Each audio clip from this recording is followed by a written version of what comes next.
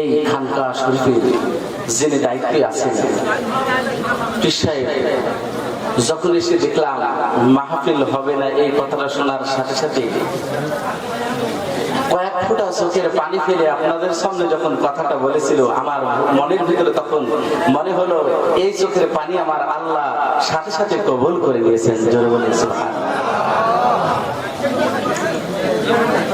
আমি বলতে চাই, একটু খেয়াল করে দেখেন, ওই সময় আল্লাহর পয়গম্বর হযরত ইব্রাহিম আলাইহিস সালামকে নমরুদ অনেক বাধা দিয়েছিলেন, কথা ঠিক না ঠিক?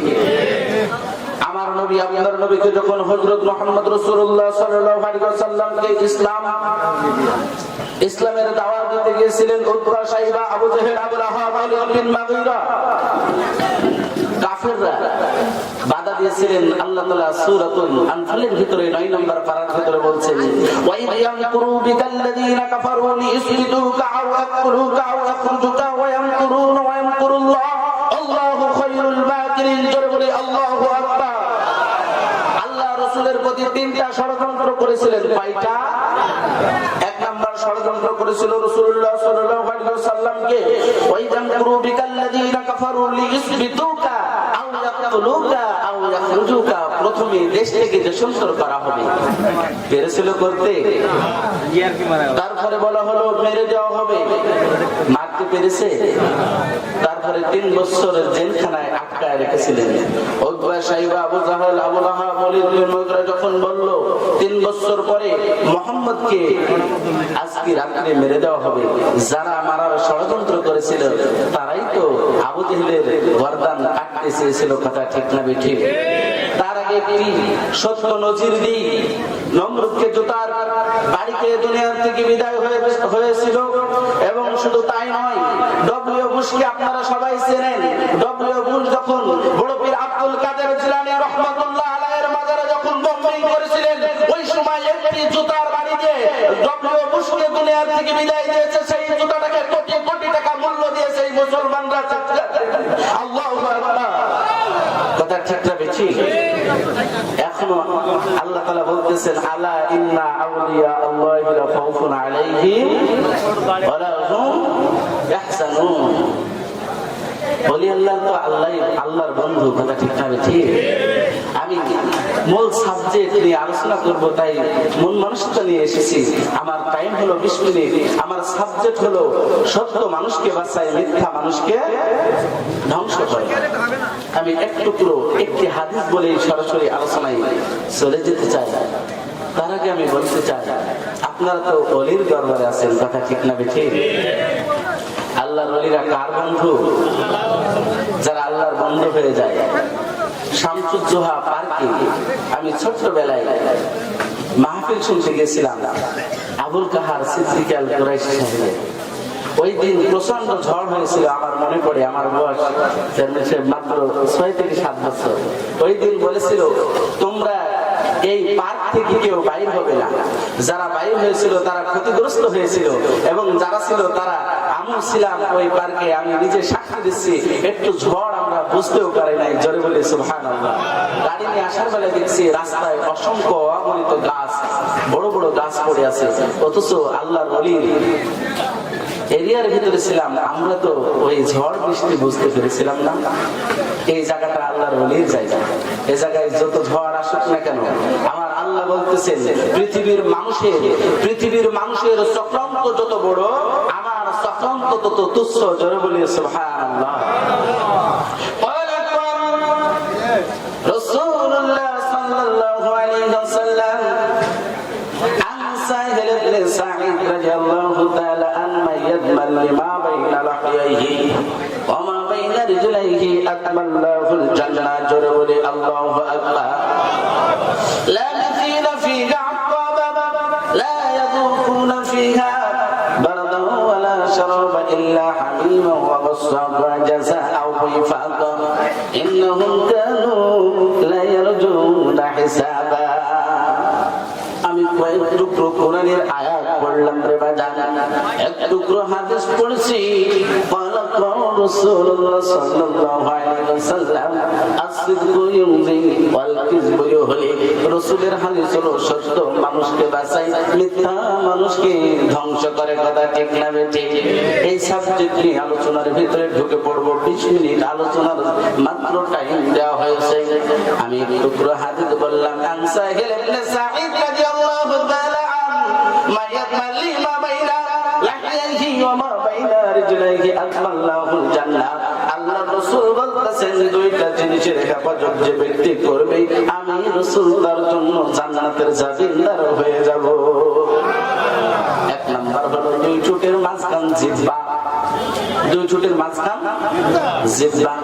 আন সাহিল ইবনে সাঈদ রাদিয়াল্লাহু তাআলা মাইয়াত মাল্লি মা বাইনা লাহইহি ওয়া মা বাইনা রিজলাইহি আকমাল্লাহুল জান্নাহ।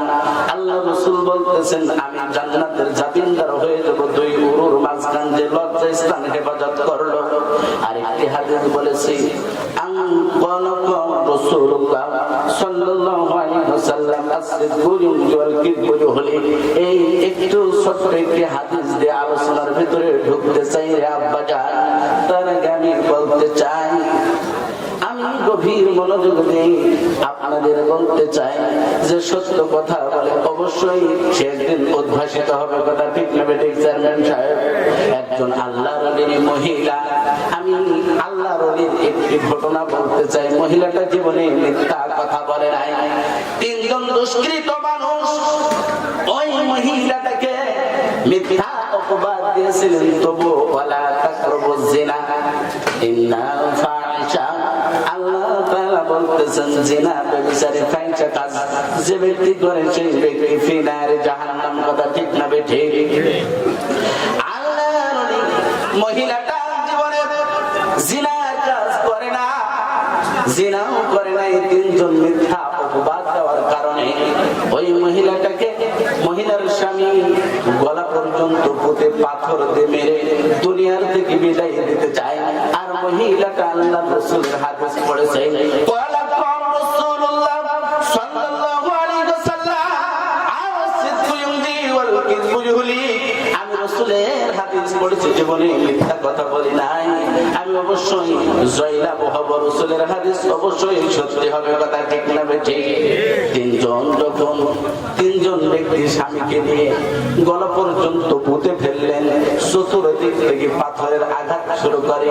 একটি করে পাথরের আঘাত খায়, মেয়েটা আসমানের দিকে তাকায় আমার আল্লাহকে ডাক দেয়, ও আলী,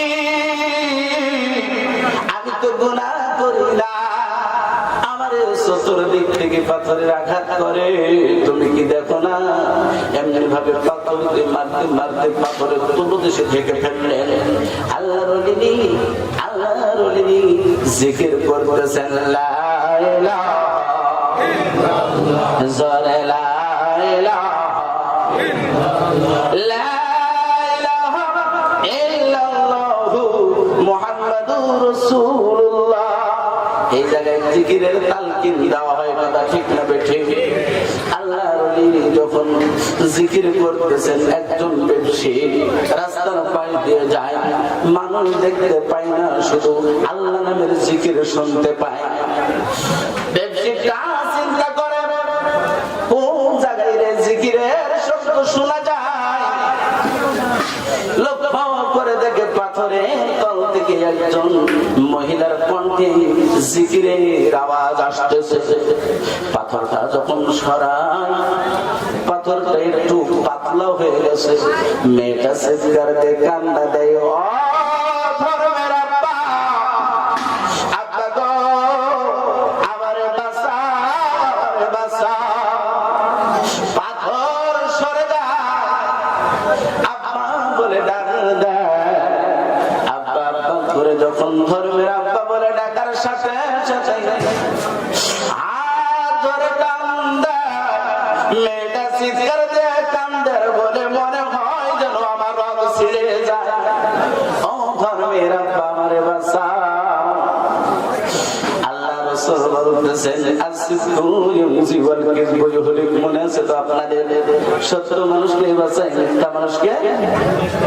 মেয়েটা সাথে সাথে উঠে 2 রাকাত নামাজ পড়ে আল্লাহর কাছে দোয়া করে, আর মিথ্যাবাদী নয়, আমার সত্য কাহিনীটা আমার স্বামীর কাছে পৌঁছায় দিও। জোরে বলে সুবহানাল্লাহ।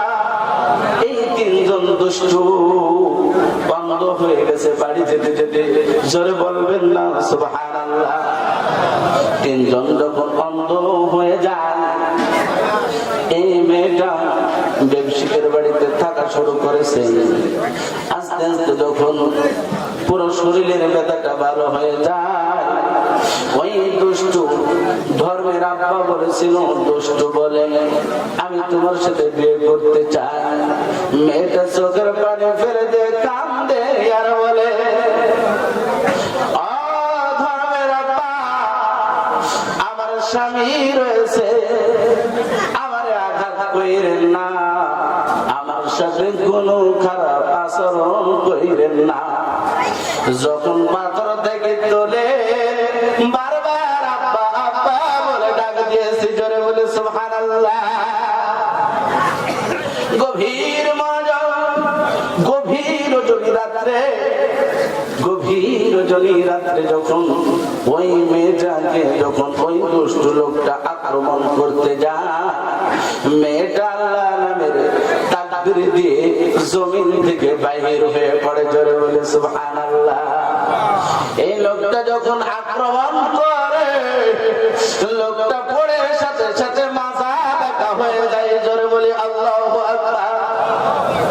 মাথাটা যখন ব্যথা হয়ে গেছে, দুই তিনজন কি হয়েছে বললাম, এই দুষ্টুর মাথা ব্যথা হয়ে গেছে। খেলা কার? সে আল্লাহ এখন আছে না? আল্লাহর ওলিদের সাথে বেয়াদবি করলে যুগে যুগে যেমন ডব্লিউ.বুশ, উতবা, সাইবা, আবু জাহেল, আবু লাহাব, যুগে যুগে কাফেররা, নমরুদ, ফেরাউন ধ্বংস হয়েছে, এখনো পর্যন্ত সে আল্লাহ রয়েছে। এই সমাজের আমি বলতে চাই, যারা দুষ্টামি করবে তারা কি ধ্বংস হবে না বলেন তো? গভীর মনোযোগ, মাজা দেখা হয়ে গেছে, তিনজন অন্ধ হয়ে গেছে। এই মেয়েটা ধীরে ধীরে যায় জঙ্গলের ভিতরে, অন্ধকার রাত্রি, সামনে দেখা যায় সাগর, সাগরের ভিতরে একজন মাঝি রয়েছে। মাঝিকে কমল কণ্ঠে ডাক দেয়, রে ও মাঝি ভাই, আমাকে ওই পারে কি নিয়ে যাওয়া যায়? মাঝি দেখে এত সুন্দর কণ্ঠে কে যেন ডাক দেয়, এত সুন্দর কণ্ঠে কে ডাকে। আসার সাথে সাথে মাঝি বলে নৌকায় চড়ো। নদীর মাঝখানে যাওয়ার পরে বলতেছেন, আমার সাথে খারাপ আচরণ না করলে তো আমি নিয়ে যাব না। মেয়েটা আসমানের দিকে তাকাই, ডাইনে বামে তাকায়, চোখের পানি ফেলে ফেলে কান্দে। ও মাঝি, পাথরের তলে ছিলাম রে, ছিলাম বাবা ধর্মের আব্বার বাসায়, জায়গা হলো না, আমার সাথে খারাপ আচরণ করিস না। বলে কোনো কথাই শুনবো না, আমি কোনো কথা শুনবো না।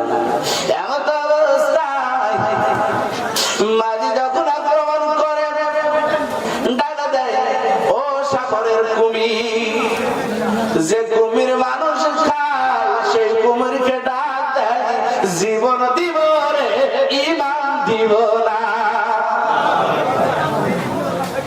জীবন দিব, ঈমান দিব না।